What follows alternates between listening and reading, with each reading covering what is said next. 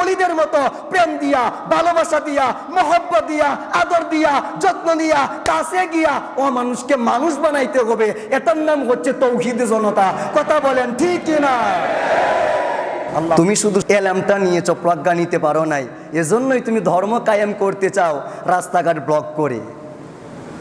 তুমি ধর্ম কায়েম করতে চাও দোকানের মধ্যে আগুন দিয়া।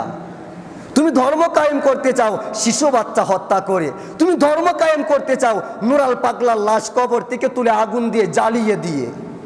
আরে বাবা, আপনি যে লাশটা পুরায়া দিতেছেন ওই মুহূর্তে তাকবীর দিতেছেন, লিল্লাহে তাকবীর, আল্লাহু আকবার। এই তাকবীরের জন্য আল্লাহ পাগল? আপনি লাশ পুরাইতেছেন ওই সময় বলতেছেন আল্লাহু আকবার। তৌহিদি জনতা। এই তত্ত্ব যদি সারা বিশ্বে প্রচার হয়, সারা বিশ্বের মানুষ মনে করবে লিল্লাহি তাকবীর মানে সন্ত্রাস, লিল্লাহি তাকবীর মানে এরা জঙ্গি, লিল্লাহি তাকবীর মানে এরা অমানুষ। তারা তো আর বুঝবে না নুরাল পাগলা না কি পাগলা, তারা বুঝবে এটা একটা মানুষ ছিল, কবরে রাখা হয়েছে, একে কবর থেকে তুলে তাকে জ্বালিয়ে দেওয়া হয়েছে। জঙ্গিপনার নাম ইসলাম নয়। লিল্লাহি তাকবীর দিয়ে লাশ পোড়ানোর নাম তৌহিদি জনতা নয়।